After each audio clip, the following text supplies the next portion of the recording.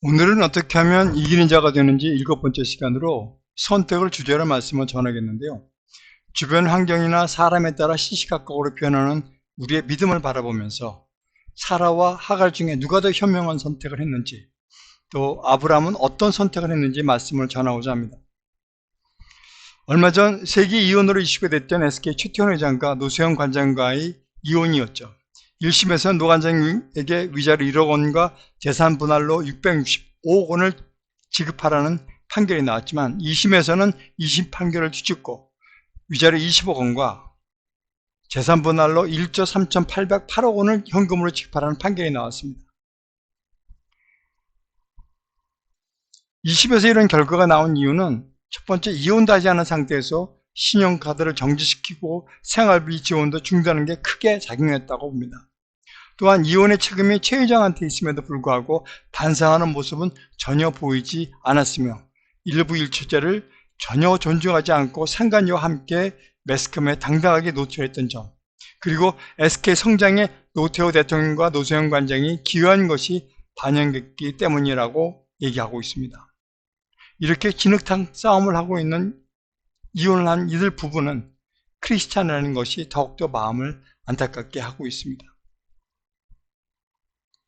또 다른 이슈가 된 것은 판사 출신 한 변호사가 최태원 회장에 대한 일침을 가했는데요.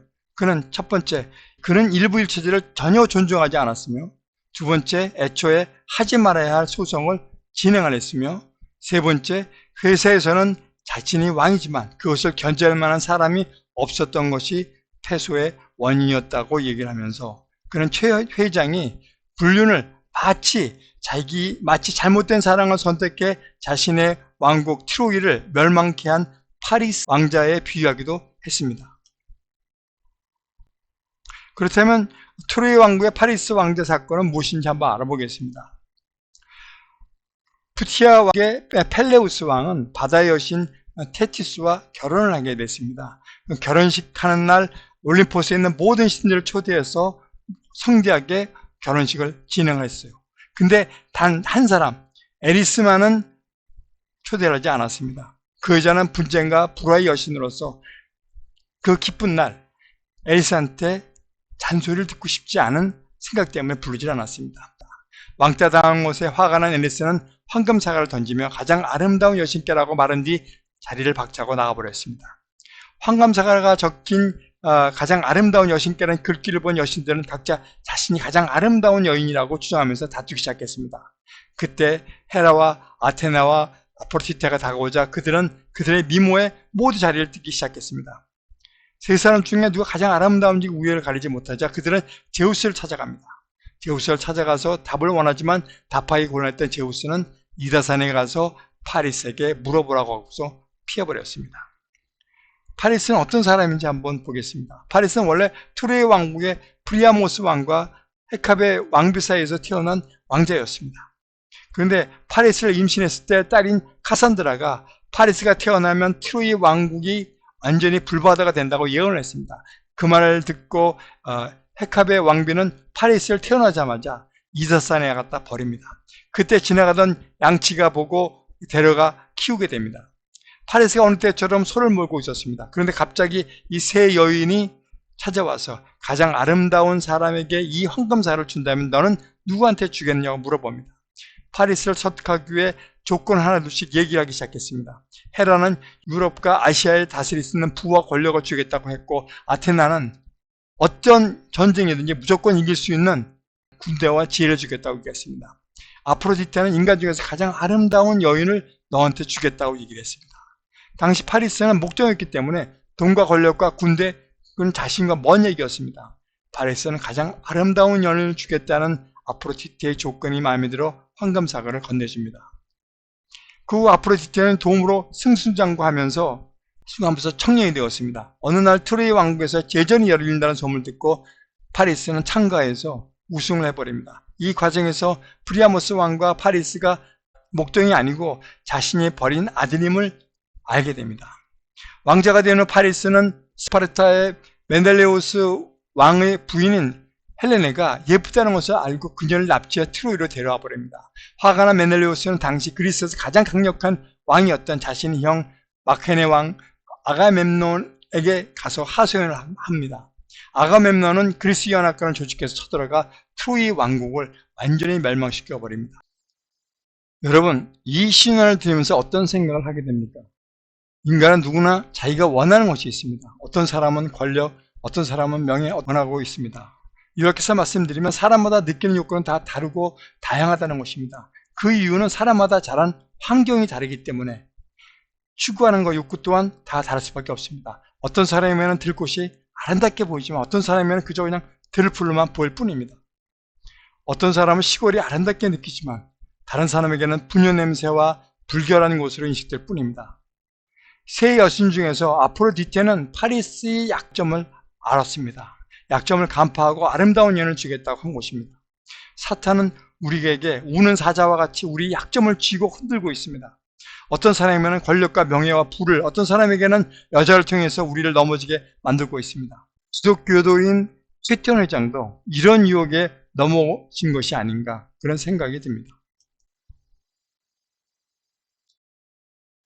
유책주의와 파탄주의, 제가 이 제목을 썼는데 이것은 왜 그러냐면 판사가, 그 판사 출신의 변호사가 최혜정의 1심을 가했을까요? 왜 가했다고 생각하십니까? 그것은 우리나라에는 아직까지도 유책주의를 갖다가 택하고 있지만 자신의 행복을 위해 최태원 회장은 파탄주의를 선택했습니다. 그러면 유책주의와 파탄주의가 뭔지 한번 알아보는 시간을 한번 가져보겠습니다. 유책주의는 혼인관계의 잘못, 파탄이, 원인을 제공한 사람, 잘못이 있는 배우자가 이혼을 청구할 수 없다는 것이 바로 우리나라가 선택한 유책주의입니다. 경제적 능력이 있는 배우자가 부정을 저지르고 이혼을 청구할 경우 부인은 어떻게 돼요? 생계가 능력이 없는 사람은 어떻게 됩니까? 자녀를 양육할 수가 없죠. 무일파나 쫓겨나는 것을 갖다 막기 위해서 우리나라는 유책주의를 사용하고 있습니다. 파탄주의는 뭐겠습니까? 재판으로 이용할 경우 결혼생활 유책과 관계없이 이런 관계가 이 배우자의 잘못과 관계없이 더 이상 결혼생활을 유지할 수 없을 경우 개인의 행복이 더 중요하기 때문에 이혼을 청구를 인정한다는 것이었습니다. 그러니까 최태원 회장이 상간녀를 베스컴에 데리고 다니면서 나 행복은 이어져 가는 것이 행복한 거야 라고 했던 것이 바로 파탄주의입니다. 그래서 아까 하지 말아야 될 소송을 했다고 그 판사 출신의 변호사가 한 얘기가 바로 그것입니다. 이건 1907년 스위스에서 먼저 채택하기 시작했는데 보통 지금 많은 나라가 이 원칙을 채택하고 있습니다. 그러나 아직까지 우리나라는 유책주의를 원칙으로 하고 유교적인 사상이 뿌리박혀있기 때문에 일부 일처를 부정한 회장에게 지탄이 쏟아지는 것이 아닌가 봅니다. 자, 그럼 인간관계를 망가뜨리는 부정적인 성격 세 가지가 있는데 그걸 더 다크 트라이애드라고 얘기하고 있습니다. 이번 최태원 회장과 노세영 관장이 이혼을 바라보면서 아이 셋을 키우면서 34년간 살아온 부부도 한순간에 관계가 파탄나는 것을 보고 무엇을 느꼈는지 아십니까? 이런 상황을 보면서 우리는 인간이 가져서는 안 되는 성격은 어떤 것인지 알아볼 필요가 있다고 생각합니다. 2002년도 성격심리학자 델로이 호러스와 케빈 윌리엄스가 제시한 것인데요. 인간관계를 망가뜨리는 세 가지 성격을 발표했는데 그 이름이 더 다크 트라이드입니다. 해석하면 어두운 성격의 3요소, 부정적인 성격의 3요소라고 요약할 수가 있습니다. 여기서 포함된 성격은 우리가 잘 아는 사이코패스, 그 다음에 마키아벨리즘, 그 다음에 나르시즘이 있습니다. 사이코패스는 뭔가 한번 보겠습니다. 사이코패스는 범죄를 저지르고도 죄의식을 못 느끼는 것이 바로 사이코패스입니다. 감정의 결핍, 공감 능력이 부족하고 자기중심적이고 끊임없이 자극을 추구하죠. 성행위, 마약, 폭력 등을 갖다 추구하고 있습니다. 강한 충동성, 반사회적 인격장애라고 얘기하고 있죠. 자신의 욕구를 충족하기 위해 무슨 일을 하는 거죠. 그러니까 본인이 스스로 이것을 갖다 행동으로 옮기는 것입니다. 범죄를 저지르고도 죄의식을 느끼지 못하는 것이 바로 문제가 있는 거죠. 또 하나 여기 특이한 것은 뭐냐면 타인을 통제하고 높은 자리에 올라가고 싶어하는 강한 권력욕을 보인다는 것이 이 사이코패스의 특징이라고 볼 수 있습니다. 그러면 이 사이코패스에 어떤 사람이 있느냐? 여기 보이는 이런 사람들이 사이코패스입니다. 그 심리검사를 하면 40점 만점에 정상인 사람은 15점 정도가 나옵니다. 근데 사이코패스는 보통 25점 이상을 갖다 사이코패스라고 보는데, 이혼은 부산에 귀가하던 여성을 갖다가 돌려차기 해갖고 폭행했던 이혼을 사람은 27점입니다. 정유정이라는 사람은 그 과외 앱으로 같은 20대 또래 여성을 잔혹하게 살인하고 시신까지 훼손시켰던 여자. 참 착한 순수하고 여자였지만 이 여자도 28점이 나왔습니다. 강호순이는 에코스 자동차를 타고 다니면서 유부녀를 갖다 유인해서 10명을 연쇄살인한 사람이었습니다. 강호순이는 27점이 나왔습니다. 여러분 조두순 잘 알죠? 조두순은 전과 18범입니다. 만 8세 여아를 납치해 성폭행 한 사람으로서 유명한 사람이 바로 조두순입니다. 그 사람이 29점이 나왔습니다. 12년 만에 만기 출소했는데 거주지에 따라 여러 가지 문제점이 발생했던 사람이 바로 조두순입니다. 자, 유영철은요, 사이코패스를 도입하게 한 사람 중에 한 사람이 바로 유영철입니다. 2003년서부터 2004년까지 20명을 살해한 연쇄살인범이어서 이 사람은 38점이나 나왔습니다. 나머지 이 5명들은요, 전부 다 비사회적 성향, 자기가 알지 못하는 사람을 갖다가 살인하고 또 폭행하고 그랬던 사람들입니다. 근데 이은혜는 틀립니다. 자기 남편을 갖다가 보험금을 탈 목적으로 내연남과 공모해서 남편을 살해하고 사람이었습니다. 이 사람은 이혼 후 정유정, 강호순, 조두순보다 높은 31점이 나왔습니다. 참 대단한 거죠. 여러분, 아이러니하게도 말해요. 도널드 트럼프, 지금 대선 주자죠. 빌 클린턴, 힐러리, 간디, 테레사 수녀, 스티브 잡스, 이런 사람도 사이코패스라는 얘기예요. 이 사람들은요, 강한 지배력이 강력한 리더십으로 발현된다고 얘기하고 있어요. 그래서 양육방과 환경에 따라 지도자를 만드는데, 실제로 호주 본드 대학의 범죄 심리학자 나단 브룩스가 그 연구팀을 이끌고 미국의 1000명의 CEO를 분석한 결과 무려 21%의 CEO가 사이코패스 성향이 있다는 것이 나왔습니다. 참 대단한 얘기죠. 아이러니하게도 우리에게는 누구도 부인할 수 있는 성격을 갖고 있다고 보는 겁니다. 그것을 찾는 것이 결국 뭐예요? 신앙이고 그 다음에 가정환경이라고 볼 수가 있습니다. 그러면 마키아벨리즘은 뭔가 한번 보겠어요. 마키아벨리즘은요, 권모술수로 유혹되는 마키아벨리즘이라고 볼 수가 있습니다. 마키아벨리가 군주를 해서 이런 얘기를 했죠. 자기가 정치를 하고 있다가 정적한테 자기가 정권을 뺏기고 난 다음에 감옥에 들어가고 난 다음에 그 정적한테 이런 얘기를 한 거예요. 군주가 되려면 어떻게 해야 된다. 그걸 갖다 호소하기 위해서 쓴 책이 바로 군주론입니다. 군주는 정치와 권력을 획득하기 위해 수단과 방법을 가리지 말아야 한다라고 이야기하고 있습니다. 여러분, 말이나 됩니까? 말도 안 되는 얘기죠. 상대방을 속이거나 거짓말하고 이간시키고 배척하는 방법을 주로 쓰는 사람들이 바로 이 사람들입니다. 사이코패스는 직접적으로 공격을 하지만 마키아벨리즘은요, 절대로 자기가 직접 하지 않습니다. 상대방을 속이거나 이용하고 이간시키는 것, 그게 바로 마키아벨리즘입니다. 규칙을 어기는 것에 대해서 죄책감이 없고요, 양심의 가책도 없고 도덕성도 결연한 사람이 바로 마키아벨리즘입니다. 여러분, 이런 사람이 어떤 사람이 있을까요? 바로 이 사람들이에요. 김정은, 시진핑, 바로 푸틴, 이런 사람, 자기가 목적을 위해서, 자기가 수단과 방법을 가리기 위해서 무든지 어떤 거든지 할 수 있는 사람들이 바로 이런 사람. 그 다음에 나르시즘은 어떤 사람일까요? 우주의 중심이 자기라고 착각하는 사람들이에요. 자기 자존감이 너무 높아갖고 자신을 너무 높게 평가하는 거예요. 자기가 강한 사람이죠. 그래서 자기 자신이 심취해 있어 과시욕이 심하고요.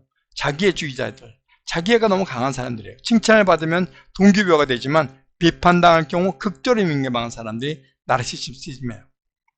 여러분, 우리가 지금 우리 주위에 있는 사람들, 정말 공추병 걸린 사람들, 왕자병 걸린 사람, 그런 사람이 나르시시즘이라고 보시면 됩니다. 거치장에 더 관심이 있고 멋진 사람들과 어울리는 것을 좋아하고 타인과의 진정한 인간관계를 맺지 못하죠. 자, 가스라이팅에서 피해자를 고립시키고요, 데이트 폭력, 가정 폭력, 학대의 가해자들을 보면 나르시시즘의 유형이 많습니다. 이 사람들은 어떤 사람이냐면 예술 분야나 전문직 종사자들이 많이 걸립니다. 스스로 자신을 천재라고 생각하는 분도 많고요, 형제 없이 잘한 사람들에서 많이 나타난다고 얘기하고 있습니다. 자, 가정에서는 어떨까요? 가정에서는 문제가 많습니다. 너 때문에, 내가 너 키우느라고 얼마나 힘든지 알아? 너 키우느라고 내 인생을 망쳤어. 그리고 자녀한테 어떻게 해요? 가스라이팅 하는 거예요, 계속요. 자신의 불행을 팔아 욕구를 해결하는 거예요. 이랬을 경우 정말 힘들고 어렵죠. 연예인 부모들이 종종 나타납니다. 그래서 도박빚으로 자녀들을 갖다가 고생시키고 막 그런 점이 많죠. 또 회사에서는 어떻게 되냐면 이거예요. 나르시즘은요, 이 자존감 높은 사람은요, 모두 우리 팀원들이 했습니다라고 자랑을 합니다. 그렇지만 나르시시즘 이 부장은요, 이런 사람들은 어떻게 했냐면, 상무님 제가 이런 친구들 데리고 별 볼일 없는 친구들 데리고 내가 이 일을 해냈습니다 라고 얘기하는 거예요. 자기를 높이기 위해서 상대편을 깐내리는 사람, 그게 바로 나르시시즘의 대표적인 사람들이에요. 그러니까 상대편의 못한 것을 강조함으로 해서 자신을 갖다가 높이는 것이 바로 나르시시즘의 아주 대표적인 사람들이 바로 이런 사람들이에요. 아파트 주민 경비원 폭행, 어딜 감히. 자기 자동차를 갖다가 손자국 냈다가 밀었다고. 그 경비원을 갖다가 경비원 주제에 이것을 밀어 그러면서 수차례 폭행을 해갖고 코뼈가 부러뜨렸죠. 그리고 난 다음에 자기도 네가 때렸기 때문에 나도 피해를 받았다. 그러면서 진단서 뛰어와갖고 협박했죠. 그 충격으로도 그 경비원은 자살해버렸어요. 그리고 여기 누구예요? 지인 차량을 갖다가 막았다고 경비원은 폭행해버렸어요. 이게 말이 되는 얘기입니까? 그것도 중국이니? 이런 사람들은요, 정말 우리 사회하고 격리시켜줘야 돼요. 나르시즘의 범죄로 이어진 경우가 어딜 감이라고 이해하는 사람이에요. 그러니까 나는 상전이고 너는 뭐예요? 별 볼일 없는 사람이라고 생각하는 거예요. 인간관계를 망가뜨리는 어두운 성격을 가진 성경 속 인물들 한번 보겠습니다. 전번 시간에도 말씀드렸지만은 그 다윗의 아들들 중에서 암논, 압살론, 아도니아, 솔로몬을 볼 수가 있습니다. 여기 다윗도 포함됩니다, 사실은요. 근데 여기서 암논은 어떤 사람이에요? 압살롬의 여동생을 갖다가 근친상간을 한 사람이죠. 근데 압살롬은 암논을 죽이고 그 다음에 다윗을 쫓아낸 사람이 바로 압살롬입니다. 아도니아는 다윗의 그 잠자리를 같이 했던 아비삭, 뭐 부인은 아니지만 아비삭을 갖다가 자기가 부인으로 달라고 했던 사람입니다. 솔로몬 1000번제를 드리고 그 후궁이 700, 첩이 300명이 된 사람을 데리고 있는 사람이 바로 이 사람들입니다. 이 사람의 심상태를 한번 볼게요. 자, 누이를 사랑한 암논, 사이코패스죠. 자, 사무엘 하 13장을 보면 이렇게 됐습니다. 압살롬의 동생 다말이라는 여자가 있었는데 그 암논이 그를 사랑했죠. 그래갖고 아버지한테 거짓말 시켜서 여동생이 와서 자기 음식을 차려주길 원했죠. 와서 차려주니까 와서 그렇게 얘기하죠. 먹여주니까 그런 얘기예요. 야, 그녀를 붙들고 야, 넌 나와 동침하자. 그렇게 얘기하죠. 그러면서 강제로 강간을 한 거죠, 결국은. 그러고 난 다음에 어떻게 해요?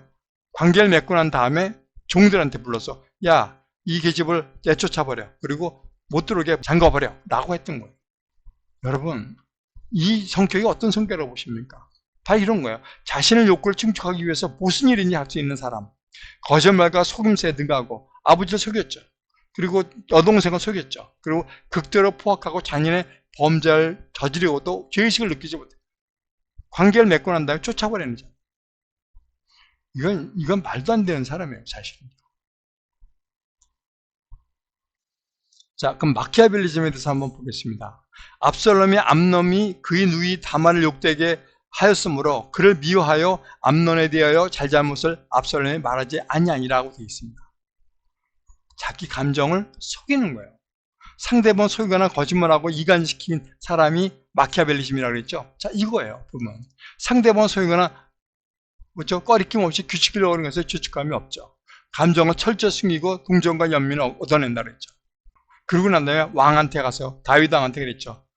내가 그 양털을 깎는 일에서 전부 다 형제들하고 같이 하고 싶습니다. 그랬더니 다윗이 뭐라고 그래요? 형들한테 야, 니들 다 갔다 와 라고 얘기한 거예요.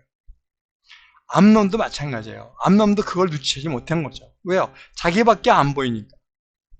그때 종들한테 암논을 죽이라고 하죠. 그러고 난 다음에 도망가서 3년 동안 또 살아요. 그러니까 이 사람은 철저하게 자신을 갖다 속이는 사람이에요. 그러고 난 다음에 어떻게 해요? 그 왕한테 재판을 받으러 온 사람들한테 마음을 훔치죠. 그러고 난 다음에 또 이런 얘기를 하는 거예요. 다윗 왕한테 그런 거예요. 내가 여호와에게 소원한 것이 있사오니 헤브론에 가서 그 소원을 이루게 해주십시오 라고 얘기를 한 거예요. 그리고 난 다음에 가서 어떻게 해요? 모든 지파한테 가서 이런 얘기를 하죠. 압살롬이 헤브론에서 왕이 됐다고 얘기를 하는 거예요. 권모술수가 엄청나게 잘하는 사람이죠. 군주는 정치와 권력을 획득하기 위해서 수단과 방법을 가리지 말아야 된다. 마음도 훔치고 거짓말도 하고 그렇게 하는 거죠. 그러고 난 다음에 어떻게 해요? 왕권을 찬탈하고 난 다음에 다윗 왕의 후궁들을 갖다가 대낮에 동침하죠. 이게 말이 되는 얘기입니까? 그러니까 자기의 목적으로서 수단과 방법 가리지 않는 그런 사람들이라고 볼 수가 있는 거죠. 그러면 나르시시즘에 대해서 한번 보겠습니다. 스스로 왕이 된 아도니아가 어떻게 됐어요? 여기서 보면 이런 얘기예요. 핫기스의 아들 아도니아가 스스로 높여서 내가 왕이 되리라 하고 자기를 위하여 병과 기병과 허위병 50을 준비한, 그러니까 자기를 위하여 스스로 높여 내가 왕이 되고 이런 거 쓴다는 사람들이에요. 바로 그게 어떻게 해요? 나르시시즘의 대표적인 사람들이에요. 자, 그러고 난 다음에 핫기스의 아들 아도니아가 또 이런 얘기죠. 자, 왕위는 원래 내 것이에요. 바세바한테 가서 그런 얘기를 하죠. 근데 온 이스라엘은 다 내 얼굴을 내게로 향하여 왕으로 삼으로 했다고 착각하고 있는 거죠. 자, 여기서 나르시즘을 보면 이거예요. 완벽한 자기 자신의 심취에 있어서 과시욕이 심하다. 이거예요. 바로 왕으로 삼으로 했다고 얘기하는 거예요. 지나치게 자신에게 몰두하는 경향이 있고 타인과의 진정한 인간관계를 갖지 못한다. 자기가 왕이 되면서도 당당하고 떳떳하면 나단 선지자와 솔로몬은 초청을 못했어요. 그게 뭐예요? 진정한 인간관계를 맺지 못하고 있는 거죠. 그 다음에 얘기한 게 뭘까요? 그러면서 하는 얘기가 뭐예요? 솔로몬한테 얘기해갖고 수넴 여자 아비삭을 내게 주어 아내라서 함께 하소서. 누구예요? 이 아비삭이? 다윗의 후궁이나 마찬가지죠. 근데도 불구하고 이걸 달라고? 그러니까 어떻게 해요? 솔로몬이 가만두지 않죠. 죽여버리죠. 바로 이거예요. 그 다음에 솔로몬 한번 볼까요? 1000번제를 드린 솔로몬. 자, 솔로몬이 그 재단에 1000번제를 드렸다. 1000번 드렸다는 것이 대단한 거 아니에요. 그 다음에 나온 게 뭐예요? 솔로몬이 7년 동안 성전을 건축하고 자기 왕궁을 30년 동안 건축해요. 아니, 하느님 계신데 7년 동안 하고 자기가 있는 곳은 30년을 한다는 얘기죠. 그 다음에 또 뭐라고 얘기해요? 내가 주를 위하여, 내가 하느님을 위하여 내가 하느님이 계셔 성전을 건축했습니다 라고 얘기하는 거예요. 내가, 솔로몬이 하느님을 위해서 성전을 건축했다고 얘기해요. 그러면서 솔로몬이 화목제의 희생제물을 드렸는데 여호와께 드릴 소가 22,000이요 양이 12만 마리라고 얘기하고 있어요. 그러니까 어떤 거예요? 이 사람은요, 남한테 과시하고 보여주기를 너무 그게 아주 습관화된 사람이에요. 그 다음에 볼까요? 솔로몬 왕이 바로의 딸 외에, 이게 이제 아내예요. 그 외에 이방의 많은 여인들 사랑을 했으니 곧 모압과 암몬과 에돔과 시돈과 헷 여인이라. 하나님이 하지 말라는 여인들과 다 관계를 맺은 거예요. 하나님 생각보다 누가 우선이에요? 내가 우선이에요. 근데 왕이 후궁이 700명이요 첩이 300명이다. 그 여인들이 왕의 마음을 돌아서게 했다라고 얘기하고 있습니다. 자, 여기서 보면 이거예요. 완벽한 자기 자신의 심취에 있어서 과시욕이 심하다. 이런 것이 다 과시욕이에요. 좀 다. 그 다음에 내면보다 거치장에 더 관심이 많고 친구보다 멋진 사람들과 어울리는 것을 더 좋아한다. 이런 것들이에요. 근데 결국은 어떻게 돼요? 헛되다고 얘기하고 있어요. 지금까지 본 다윗의 아들을 보면서 무엇이 느껴져요? 우리는 육적으로 살지 않고 영적으로 살아야만 합니다. 그러면 먼저 하나님께 지혜를 구해야 되는데 장작 루소가 이런 얘기를 해요. 10살 때는 과자에 움직인다고 얘기해요. 20살 때는 여자한테 움직이고요. 30살이 되면 쾌락에 움직이고 40살에는 야심에 움직인다. 우리가 이럴 때 뭐냐면 마약을 갖고 술 먹고 여자에 빠지는 거죠. 20, 30대 잘못하다 보면 40, 50대가 어떻게 돼요? 아주 잘못된 삶을 살게 될 수 있죠.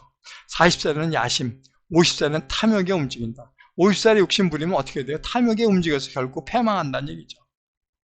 장작구로 저는 이런 얘기를 해요. 과연 인간은 몇 살이 되어야 지혜를 쫓아 행동하게 될까? 우리는요, 하나님의 지혜를 구해야 돼요. 앞에서 본 것 같이 다윗의 아들들을 탐하지 말아야 할 여인들, 누이와 아버지의 후궁들을 탐했죠. 하물며 솔로몬은 율법서인 신명기에 분명히 뭐라고 얘기했습니까? 그에게 아내를 많이 두지 말라고 얘기했거든요. 그런 마음이 미혹된다고 얘기했는데도 불구하고 후궁 700명하고 300명을 처벌뒀죠. 그렇다면 일부 일처제와 일부 다처제는 언제부터 시행되는 제도인지 한번 알아보겠습니다. 자, 일부 일처제도 한번 볼까요? 일부 일처제는 그 역사를 보면 이렇게 되어 있습니다. 인류가 수렵과 채취를 생활하던 시대는 종족 번식이 우선이었어요. 그래서 그때 한 게 뭐냐면 일부 다처제였어요. 종족 번식을 위한 거니까. 그 당시에는 정착하지 않았기 때문에 개인 재산이 필요가 없었죠. 그리고 지킬 수도 없었습니다. 정착을 하면서 농경생활을 하면서부터 시작해서 사유재산 개념이 발생했고요. 그러고 나서부터 자신의 재산을 물려줄 자손이 필요했던 거예요. 확실한 내 자손이 필요했던 거예요. 그래서 일부 일처제로 변화하기 시작했어요. 일부 일처제의 정착은 뭘까요? 현대사로 접어들면서 일부 일처제가 보편화됐고요. 기독교 영향과 민주주의 보복으로 인해서 일부 일처제가 정착화가 된 거죠. 근데 그 전에 고대 로마와 게르만 민족이 일부 일처제를 갖다 원칙으로 삼았어요. 기독교가 도입되기 이전에도요. 왜냐하면 고대 로마는 상속 문제 등이 일어나게 생겼어요. 그래서 내 자식을 위해서 상속하기 위해서 일부 일처제가 엄격히 시행이 됐고요. 그 다음에 게르만 민족, 유럽을 갖다 가장 통치했던 게르만 민족은요, 특유의 소가족 제도로 인해서 일부 일처의 정착이 자연스러운 현상이 됐다는 거죠. 창세기도 성경에서 이런 얘기를 하죠. 창세기에서는 남자가 부모를 떠나 그의 아내와 합하여 둘이 한 몸이 이룰지어다. 그 다음에 마태복음에서는 이제 둘이 아니요 한 몸이라고 얘기하고 있습니다. 그 다음에 하나님이 짝지어 주신 것을 사람이 나누지 못할지니라. 결국은 누구예요? 하나님과 인연된 것은 사람이 나누지 못한다고 얘기하고 있어요. 자, 디모데후서에서는 감독은 한 아내의 남편이 되며 집사들도 한 아내의 남편이 된다고 했어요. 둘, 셋 없다는 얘기죠. 하나밖에 없다고 얘기하고 있습니다. 말라기서도 확실하게 딱 주시죠. 어려서 맞이한 아내 사이에 여호와께서 증인이 되시기 때문이라. 그는 내 짝이요 너와 서약한 아내로되 그에게 영이 충만하였으나 오직 뭐예요? 하나만 만드셨느니라고 얘기하고 계십니다. 그래서 이는 경건한 자손을 얻고자 하심이라. 나는 이혼하는 자를 미워한다고 얘기하고 계십니다. 만군의 여호와의 말이니라. 그러므로 거짓을 행하지 말라고 분명히 말씀을 하고 계십니다. 여기서 서약이라는 게 뭐예요? 약속입니다. 약속이라는 것은요, 서로 노력하지 않으면 약속이 파기될 수밖에 없어요. 그래서 우리 결혼 생활이라는 것은 사랑으로 이루어진 것이 아니라 서약으로 이루어진 것이라는 얘기예요. 그래서 서로가 노력하지 않으면 이 서약은요, 약속은 지켜지지 않는다는 겁니다. 자, 그럼 일부 다처제는 뭘까요? 보편적인 제도였던 일부 다처제는 언제부터 생겼은 것일까요? 창세기 4장에 보면 여기 나왔죠. 가인이 아내와 동침하여 그가 임신하여 에녹을 낳은지라. 가인이 성을 쌓고 에녹이 이랏을 낳고 이랏은 무후야엘을 낳고 무후야엘은 무드사엘을 낳고 무드사엘은 라멕을 낳았더라. 라멕의 두 아내를 많이 했으니 이때부터 일부 다처제가 시작한 거예요. 하나의 아다요 하나의 이름은 실라였더라. 여기 있습니다. 라멕의 아내들에게 이르되 아다와 실라요 나의 상처로 말미암아 내가 소년을 주겠다고 얘기하고 있습니다. 그러니까 이 사람은요 살인을 한 사람이에요. 뭐 가인도 살인을 했지만 그러면서 하는 얘기가 가인은 벌이 7배였지만 나는 77배라고 얘기한 거예요. 그러니까 11배나 더 많은 거예요. 그러니까 얼마나 나쁜 사람인지 알겠죠. 자, 도표를 보면 이거예요. 가인이 아벨을 죽였죠. 그리고선 가인이 쭉 여기서 이게 나온 거죠. 그래서 라멕이 나오는데 라멕이 처음으로 아다와 실라 부인을 두 사람을 얻었어요. 그래갖고 가축업자는 야발을 낳았고, 그 다음에 퉁소를 만든 유발을 낳았고요. 그 다음에 가구를 만든 사람이 있었고요. 그래서 여인을 숭배하는 나아말을 낳았는데, 이것이 뭐냐면요. 전부 다 정착해서 농경생활을 했던 사람들이 결국은 나온 것이 바로 이런 것들. 근데 여기는 뭐예요? 전부 다 육적인 것들이에요. 여기는 어떻게 해요? 영적인 것들이에요. 아벨이 죽고 난 다음에 셋을 낳죠. 셋에서 쭉 나온 사람까지가 노아예요. 그러니까 얘네들이 너무 타락하니까 어떻게 해요? 노아에서 물심판하신 거예요. 여기는 둘이 셋이 나왔다는 얘기가 안 했죠. 이 밑에 일부 일처라는 사람이 누구예요? 바로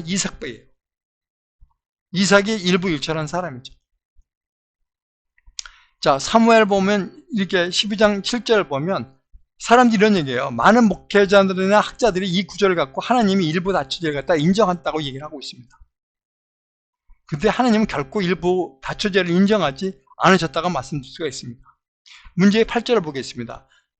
내 주인 집을 내게 주고 내 주인의 아내들을 내 품에 두고 이스라엘과 유다 족속을 내게 맡겼다. 이게 무슨 얘기예요? 사울의 집을 너한테 줬고 사울의 아내들도 내 품에 두게 만들었다고 얘기했거든요. 만일 그것이 부족했을 것 같으면 내가 내게 이것저것을 더 주었을 것이라고 얘기하고 있습니다. 그게 무슨 얘기예요? 여자를 더 주겠다라고 보통 사람들은 그렇게 얘기해요. 그러면서 여기와 연결돼서 생육하고 번성하라고 그랬기 때문에 일부 다처제를 인정했다고 얘기하고 있습니다. 사울의 족보를 보면요, 부인이 2명이 있어요. 아노암과 리스바가 있습니다. 여기서 보면 요나단의 어머니예요. 그 다음에 자기의 본처, 그러니까 자기 첫 번째 부인의 엄마예요. 결국 장모님이거든요. 근데 이것을 갖다가 어떻게 해요? 내 품에 뒀다? 말이 안 되는 얘기죠. 말도 되지 않는 얘기예요. 그럼 리스바를 줬을까? 리스바는요, 사울의 사촌이 아브넬이 또 통관을 내요. 이 두 사람이 서로가 관계를 맺고 있어요. 말도 안 되는 얘기죠. 그러니까 이건 무슨 얘기냐? 상징적으로 그냥 줬다는 얘기예요. 그러니까 우리가 볼 것은 뭐냐면, 내가 더 주었다는 것은 뭐냐면, 내가 너한테 모든 것을 다 줬음에도 불구하고 너는 왜 친구의 아내를 뺏었니? 라고 얘기하는 거거든요. 내가 다 주고 유다 족속까지 줬는데도 불구하고 왜 넌 그랬냐라고 얘기한 거예요. 하나님은 다윗을 용서했을까요? 아니요. 10절에 보면 이렇게 됐어요. 이제 내가 나를 업신여기고 햇사람의 우리아의 아내를 빼앗아 내 아내로 삼았은 즉 칼이 내 집에서 영원토록 떠나지 아니하리라 라고 말씀하고 계십니다. 그게 무슨 얘기예요? 너는 절대 나 가만두지 않겠다. 왜요? 말라기에서도 그런 얘기 하시잖아요. 오직 하나만 만들었다고 얘기하지 않습니까? 그래서 어려서 맞이한 아내에게 절대로 거짓말하지 말아라 라고 얘기하는 거예요. 이런 것을 봐서 우리는요, 아내는 하나인데 후궁 같은 건 그냥 묵인하셨다고 얘기하시는 거예요. 전 그렇게 보고 있습니다. 자, 십계명에도 그런 얘기를 했어요. 십계명에는 내 이웃의 아내를 탐하지 말라 분명히 하나님이 말씀하고 계십니다. 그런데 사무엘하 2장 이 말씀을 갖고 하나님은 일부 다처제를 갖다 용인하셨다? 아니요. 출애굽기 20장 17절에 보면 내 이웃의 집을 탐내지 말라. 내 이웃의 아내나 그의 남정이나 여정이나 그의 소나 그의 낙이나 무릇 내 이웃의 소유를 탐내지 말라고 얘기하고 있습니다. 분명히 내 이웃의 아내를 탐내지 말라고 얘기하고 있습니다. 많은 자들이 죄를 짓고 나서 착각하는 것이 있습니다. 사도 바울이나 다윗도 죄를 지었지만 하느님이 다 용서하셨다고 그렇게 얘기하십니다. 그러니까 일부 자체도 용서하셨다. 아까 사무엘하 얘기도 마찬가지 그런 얘기예요. 여기 안산 성광교회 현 목사님이 이런 얘기를 해요. 친구 딸에 입 맞추고 몸 더듬은 목사, 주님이 용서하셨다. 대형교회 발칵 뒤집힌 거예요. 자, 성도 1000명을 둔 대형교회 목사가 과거 딸의 친구를 성추행했다는 주장이 나온 거예요. 무슨 얘기냐면 이 사람은 지금 2018년도에 또 이거 말고 이 얘기 말고도 어떤 게 무슨냐면 성추행 혐의로 기소된 상태예요. 그 다음에 미성년 상대로 성희롱 메시지를 보낸 혐의도 받고 있어요. 그래서 지금 입건된 상태예요. 근데 뭐라고 얘기한 줄 아세요? 이거예요. 그 기자가 그런 얘기를 했거든요. 강간미수 형님을 갖다 어때 맞습니까? 맞습니다. 제가 잘못한 겁니다. 회개합니다. 그리고 내가 장로들하고 얘기를 하겠습니다. 그렇게 인정을 했어요. 근데 교회 가서는 뭐라고 그러는지 아세요? 교회가 혼란에 빠질까봐 예수님이 십자가에 죽으셨듯이 나를 희생하면서 해당 기사를 내리려고 했던 것입니다. 그래서 거짓말을 했고 내가 인정한 것 뿐입니다. 라고 얘기한 거예요. 그것도 뭐라고 얘기한 줄 아십니까? 주님을 괴롭히던 사울이 회심하여 사도 바울이 됐다. 이처럼 나도 새로 태어나겠다. 주님께서 다 용서해 주신다. 저는 그렇게 용서해 주신다고 생각하지 않습니다. 하나님이 판단하시겠지만 하나님은 이런 말씀 하신 적이 없다고 좀 봅니다. 이거예요. 여러분, 밀양이라는 영화가 있죠. 밀양은 여주인공 전도연 씨가 이 영화를 위해서 칸 영화제 여우주연상을 받았어요. 이 내용이 이거예요. 남편이 죽고 난 다음에 고향 밀양으로 내려와서 돈 많은 척 하는 거죠. 허세를 부렸죠. 그러니까 유괴범이 아들을 납치해서 죽여버려요. 그리고 난 다음에 감옥에 들어가죠. 이후 난 다음에 외로운 상태에서 이 전도연 씨가 하느님을 믿게 돼요. 하느님 믿고 예수님을 영접하죠. 그리고 유괴범을 용서하기 위해서 교도소에 갔더니 교도소에 하는 얘기가 무슨 얘기인지 알아요? 나는 이미 하나님께 용서를 받았대요. 그래서 마음에 평안하다고 얘기를 하고 있어요. 화가 나서 어떻게 해요? 난리를 치는 거죠. 내가 용서하기 전에 어떻게 하나님이 그 인간을 먼저 용서할 수 있느냐라고 얘기를 하는 거예요. 성경은 분명히 말씀하십니다. 내가 먼저 가서 형제와 화목하고 난 다음에 그 후에 와서 제단에서 예물을 올리라. 예배를 드리기 전에 잘못한 것이 있으면 가서 회개하고 그 사람한테 용서를 빌고 그리고 와서 예배를 드리라. 그렇게 말씀하고 계시잖아요. 하나님이 다 용서 줬다고요? 어떤 사람이 그런 얘기를 해요? 어떤 성경에서 어디 그게 나와 있어요? 자, 일부 다처제가 왜 존속됐을까? 일부 다처제가 보편적인 제도는 일부 자초됐다고 말씀드렸죠. 농경생활하면서 사유재산이 발생하면서 일부 일처제로 변하기 시작했다고 얘기했죠. 근데 일부 다처제가 왜 아랍 계통에서는 일부 다처제가 계속 유지됐을까? 그건 다른 거 없어요. 7세기 아랍에서 빈발했던 전쟁과 각종 사고로 인해서 가장이 죽었어요. 아이들과 부인을 부양하기 위해서 목적으로 시작된 거예요. 형사 취수제도도 있죠. 형이 죽은 뒤에 동생이 형수와 결혼해서 함께 사는 혼인제도가 형사 취수제도라고 얘기하잖아요. 그것도 마찬가지예요. 여자들이 먹고 살 수 있는, 부양할 수 있는 능력이 안 되니까 어떻게 해요? 그 아들과 부인들 갖다 어떻게 해요? 책임을 지는 게 바로 형사 취수제도였거든요. 똑같은 거예요. 일부 다취제도 그런 것 때문에 나온 거예요. 쿠란 4장 3절에 보면 이렇게 나와 있어요. 만일 너희가 고아들을 공정하게 대처해 줄 수 없을 것 같은 두려움이 있다면 좋은 여성과 결혼해라. 2번 또는 3번 또는 4번도 좋은 여성. 4번까지는 좋다라고 얘기를 하는 거예요. 근데 뭐라고 얘기해요? 그 뒤에 한 여성이 적합하다고 얘기하는 거예요. 4명이 안에 둘 경우에는 딱 정해진 게 있어요. 웬만하면 거주지가 다 달라야 한다. 하나에게 전부 줬다면 다른 모든 아이에게도 비슷한 급의 선물을 줘야 된다. 그리고 부부관계까지도 어느 한쪽으로 기우지 않도록 공평해야 된다. 라는 조건을 다룬 거예요. 이걸 하지 못할 것 같으면 한 사람이 더 적합하다고 얘기하는 거예요. 출애굽에도 이런 얘기를 하죠. 21장 10절에 보면 만약 상전이 다른 여자에게 장가를 들지라도 그 여자의 음식과 의복과 동침하는 것은 끊지 말 것이라고 되어 있어요. 다른 여자의 장가가 되더라도 그 본부인이나 사람에게는 어떻게 해요? 음식과 의복과 동침하는 것도 끊지 말라고 얘기하는 거예요. 그러니까 동등하게 대하라고 얘기하는 거예요. 현재 젊은 무슬림들은 생각이 어떻게 해요? 일부 다처제를 기피하는 추세라고 합니다. 반대하는 이유가 생활비에 대한 압박, 그 다음에 남편을 공유한다는 인식에 반대하는 여성이 점점 증가하고 있다는 얘기죠. 여기 빈살만 황제도 마찬가지죠. 왕자들. 이 사람도 한 명밖에 안 뒀어요. 이 사람은. 만수르도 마찬가지예요. 만수르도 맨체스터 구단주죠. 이 사람도 부인 2명밖에 없어요. 그러니까 이 돈 많은 사람도 1명, 2명밖에 두지 않는다는 얘기예요. 4명 관리하기 힘든 얘기예요. 시리아 난민 사태 한번 보겠습니다. 난민을 수용한 사람, 이슬람을 수용한 사람과 이슬람을 수용하지 않은 사람들의 비교를 한번 볼까요? 아일란 쿠르디 사건이 있었어요. 그러니까 재미르 기자가 찍은 건데요.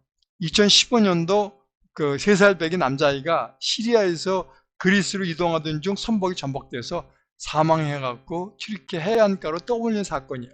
이 사건을 보고 모든 사람이 변했던 거예요. 여론의 힘은 막강했죠. 난민 수용을 반대했던 영국 캐머런 총리 또한 입장을 바꿔서 난민을 수용하기 시작했어요.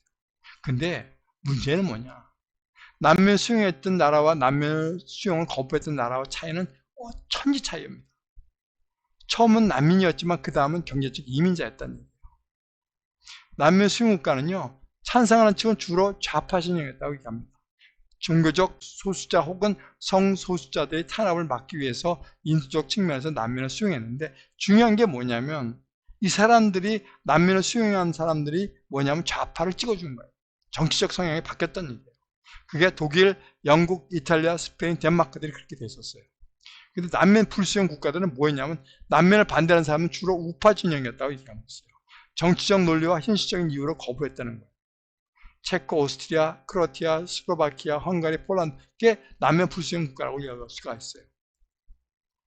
난민 60%가 더 나은 경제적 기회를 얻기 위해서 온다고 얘기해요. 잘 사는 나라로 이민 중에 가장 돈이 적게 되는 방법이 바로 난민 신청이라고 얘기해요. 다짜고짜 난민을 신청하는 경우가 흔하다고 해요. 영국은 난민 인정을 안 하더라도요, 양육수당을 지급한다고 그래요. 그래서 난민들이 영국으로 가려고 얘기하고 있었죠. 이 만평을 보면 이런 거예요. 앙겔라 메르켈 총리가 이 난민 수용이 적극적인 사람이었죠. 선의로 비둘기를 갖다 먹이를 주기 시작했어요. 점점 고마워서 먹이들 먹기 위해서 점점 몰려들고 있는 거예요. 근데 너무 많이 몰린 거예요. 너무 많이 몰려드니까 감당하지 못하고 도망치고 만 거예요. 선의는 좋은데 현실을 똑바로 보지 못했다는 비판을 갖고 있는 만평이죠. 난민 신청하기 위해서 가짜 시리아 위조 여권을 만들어서 난민 신청을 했대요. 그러니까 경제적 이민이었죠. 처음에는 난민이었지만 나중에는 경제적 이민이었다는. 문제점은 뭐냐면 이거예요. 전체 난민 중 난민 지위를 인정받고 원하는 국가를 입성하는 극소수만 혜택을 받는다고 얘기해요. 나머지는 난민 신청을 받을 수가 없어요. 그러니까 처참한 생활을 하게 돼 있죠. 그리고 상당수가요, 현지어를 모른대요. 영어나 독일어 이런 것을 알지 못한대요. 그리고 문맹인 사람들이 너무 많고, 그래서 절도, 폭행, 사기 이런 범죄가 벌어졌다는 얘기예요. 문제는 뭐냐면 이슬람주의를 지지하며 사회적 갈등. 그러니까 이슬람 교도는 관계없어요. 종교를 믿는 건 관계없죠. 근데 이슬람주의가 되면 안 된다는 얘기죠. 이슬람주의는 뭐예요? 기독교인을 죽이라고 얘기하고, 처음에는 모스크를 만들어요. 기도하기 위해서. 모스크를 만들면 그 옆에 시장을 만든대요. 그 이유가 뭐냐면 그냥 기도하러 왔다가 시장 보고 곧바로 가게끔. 돌아다니는 걸 좋아하지 않으니까. 그러고 난 다음에 그 옆에 학교가 생긴대요. 그 다음에 개토화가 되면 뭐예요? 그러니까 차이나타운처럼 몰려 사는 거예요, 거기서요. 그렇게 되면 어떻게 돼요? 다른 사람들이, 여기 있는 사람들이 불편하니까 이사를 가버리는 거예요. 그러면 이슬람화가 돼버리는 거예요, 이슬람. 무슬림 이민자 학수저 정치인 사상 최초 삼선 런던 시장 등극. 이게 뭐예요? 난민을 수용하다 보니까 그 결과가 어떻게 됐어요? 무슬림 이민자가 영국을 대표하는 런던 시장이 된 거예요. 3번씩이나. 누가 뽑아준 걸까요? 이슬람 교도들이 뽑아준 거예요. 이런 현상은 영국만 있는 게 아니에요. 대만의 자유시보는요, 제주도가 중국이 섬이 되어가고 있다고 얘기하고 있어요. 이러다간 중국 사람이 제주 시장이나 도지사가 나올 수 있는 상황이 된 거죠. 그럴 판이에요. 정말 잘 생각하고 국민들이 대처를 해야 돼요. 아브라함과 부인과 첩, 그러니까 사라와 하갈이겠죠. 그리고 아브라함의 선택에 대해서 한번 보겠습니다. 창세기 21장 9절에서 14절을 보면 이렇게 되어 있습니다. 하갈이 아들이 이삭을 놀리는지라 그가 아브라함에게 이르되 여종과 그 아들을 쫓으라. 사라가 그런 얘기를 하죠. 종이 내 아들 이삭과 함께 기업을 얻지 못하리라 하므로 아브라함이 그의 아들로 말미암아 그 일이 매우 근심이 되었더니라고 되어 있습니다. 그 다음에 12절에 보면 하나님이 아브라함에게 이르시되 내 아이나 내 여종으로 말미암아 근심하지 말고 사라가 내게 이런 말을 다 들으라. 이삭에서 나는 자라야 내 씨라 부를 것임이라 되어 있습니다. 여기서 무슨 얘기를 해요? 아브라함이 장자인 이스라엘에 대한 사랑이 많았어요. 그러니까 어떻게 해요? 여기서 쫓으라고 그러니까 매우 근심했다고 얘기하고 있어요. 아내 사라가 이스마엘이 이삭을 괴롭히면서 보고 하갈과 함께 쫓아내라고 얘기하죠. 여기서 하갈을 보면서 알 수 있는 것은 사람은 높아지다 보면 교만해진다는 것을 우리가 알 수가 있어요. 사라는 하갈이 이런 행동을 예상하지 못했죠. 왜일까요? 하갈에게 씨를 보게 한 것은 하나님 생각이 아니라 바로 누구예요? 사라의 생각이었어요. 인간의 생각이었어요. 사라의 믿음을 보면서 우리의 믿음과 같다는 생각을 하지 않습니까? 하갈은 쫓겨나고 난 후 하나님 말씀을 청정합니다. 그리고 난 후 하나님으로부터 이스마엘을 인하여 큰 민족을 이루게 될 것이라는 예언을 듣게 되죠. 이게 이거예요. 그러나 여종의 아들도 넷이니 내가 그로 한 민족을 이루게 하리라 하시니라.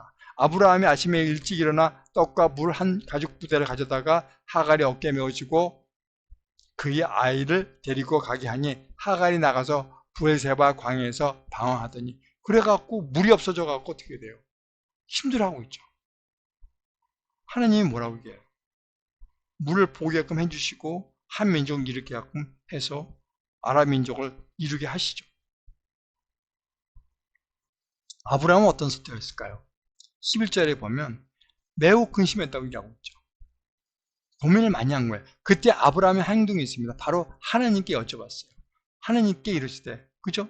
하나님께, 우리가 했던 선택한 것은 뭐예요? 바로 하나님께 여쭤보는 것이었어요.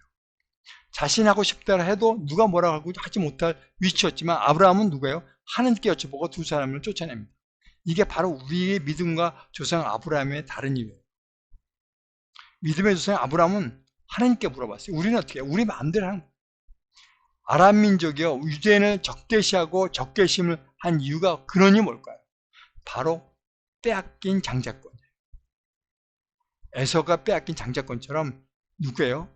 아라비아인들이 볼 경우에는 이 이스마엘의 장자권을 누가 뺏어갔어요? 이삭이 뺏어간 거예요. 이스마엘은요, 아브라함이 86개 낳은 아들입니다. 얼마나 예뻤을까요? 100세 낳은 이삭보다 더 예뻤을지도 모릅니다. 왜요? 첫 열매니까. 근데 아브라함은 결국 이삭을 선택했어요. 그것은 뭐예요? 적자와 서자의 차이예요. 또 신앙의 차이기도 합니다. 아랍 민족이 유대인에 대한 적개심, 그 근원도 알고 보면 빼앗긴 장자권일지도 모릅니다. 그리고 서자로서의 당한 억하심정일 수도 있고요.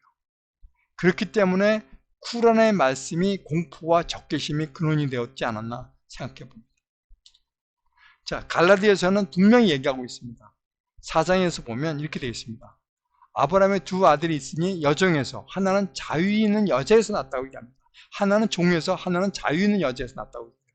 또 하나는 육체에 따라 낳고 하나는 뭐예요? 약속으로 말미암아 낳았다고 얘기하고 있어요. 이 여자의 두 언약이라, 하나는 종을 낳은 자니 곧 하갈이라. 아라비아에 있는 시내산으로서 지금 있는 예루살렘과 같은 곳이니 그가 그 자녀들과 더불어 중노릇하고. 무슨 얘기예요? 시내산은요, 이스라엘에 있는 시내산과 아라비아에 있는 시내산이 다르다고 분명히 얘기하고 계십니다. 오직 위에는 예루살렘은 자유자니 곧 우리 어머니라. 예루살렘에 있는 것은 자유자라고 얘기하고 있어요. 기록된 바 잉태하지 못한 자여 즐거워하라. 산고를 모르는 자여 소리질러 외치라. 이는 홀로 사는 자의 자녀가 남편 있는 자의 자녀보다 많음이라 하였느니라고 있습니다. 이거 어디서 나와요? 이사야 50장 1절이에요. 잉태하지 못하며 출산하지 못한 너는 노래할지어다. 홀로 된 여인의 자식이 남편 있는 자의 자식보다 많음이라. 무슨 얘기예요? 하나님 신랑으로 하면 남편 있는 자의 자녀보다 많다고 얘기하는 거예요. 그러니까 하나님을 믿고 의지하라고 얘기하는 거예요. 형제들아, 너희는 이삭과 같이 약속의 자녀라고 얘기하고 있습니다. 육체에 따른 난 자가 아니라 성령에 따른 난 자라고 얘기합니다. 박해하는 것 같이 이제도 그러하도다. 여종과 그의 아들을 내쫓으라. 여종의 아들이 자유 있는 자의 아들과 더불어 유업을 얻지 못하리라 하였느니라. 그런즉 형제들, 우리는 여종의 자녀가 아니요 자유 있는 자의 자녀라고 하나님은 분명히 말씀하고 계십니다. 선택을 어떻게 해야 된다? 자유 있는 자야. 자유 있는 자를 갖다가 선택하라고 얘기하고 계십니다. 오늘 말씀을 정리하면서 공자의 말씀이 생각났습니다. 최태원 회장도 일부 다처제도 유럽의 난민을 받아들인 것도 근시안적인 시각이었다는 것을 알 수가 있습니다. 그 결과 근본이 흔들어져 버린 것입니다. 공자는 이런 말씀을 했습니다. 임무 원려 필요 근무라. 사람이 멀리 내다보지 않으면 반드시 가까운 데서, 가까운 데서 근심거리가 생긴다고 얘기하고 있습니다. 또 이런 말씀하셨습니다. 학이 불사 증망 사이 불학즉태라고 얘기했습니다. 생각이 없이 배우면 깨달음이 없고 성경을 갖다 생각 없이 그냥 읽으면 깨달음이 없다고 얘기하고 있습니다. 그 다음에 성경을 배우지 않고 고민만 하면 인생이 위태로워진다고 얘기하고 계십니다. 우리는 정말 깨달아야 됩니다. 그래서 우리가 성경 공부를 하고 성경 말씀에 우리가 집중하는 이유, 기도하는 이유, 그게 바로 이런 내용입니다. 깨달음을 얻기 위해서. 자, 오늘 말씀을 정리하겠습니다. 이기는 자가 되기 위해서 올바른 선택하려면 어떻게 해야 되느냐? 근시안이 되지 말라고 얘기하고 계십니다. 그리고 멀리 봐라. 그 다음에 판단이 안 서면 누구예요? 아브라함처럼 하느님께 여쭤봐라. 그 다음에 인권 이전에 크리스찬인 것을 명심하라. 내가 크리스찬이라는 것을 명심해야지만 된다는 거예요. 마태복음 10장 28절에 보면 뭐라고 얘기했냐면 이런 얘기를 해요. 몸은 죽여도 영혼을 능히 죽이지 못하는 자들을 두려워하지 말고 몸과 영혼을 능히 지옥에 멸할 수 있는 일을 두려워하라 라고 얘기합니다. 말씀을 정리하면 중요한 것은 내가 인권 이전에 크리스찬인 것을 명심해야 된다는 것을 꼭 기억하시기 바랍니다. 주변 환경에 휘둘리지 말아서 배우는 레슨을 한번 보겠습니다. 멀리 내다보지 않으면 가까운 데서 근심이 생긴다고 얘기하고 계십니다. 우리는 크리스찬으로서 모든 걸 생각해야 된다. 가까운 데서 인권으로서 내가 그냥 불쌍해서 그렇게 받아들이면 안 된다는 얘기예요. 그리고 내가 판단이 안 설 땐 하느님 말씀에 기준을 둬라. 그래야지만 가까운 데서 근심이 생기지 않는다는 것을 꼭 기억하시길 바랍니다.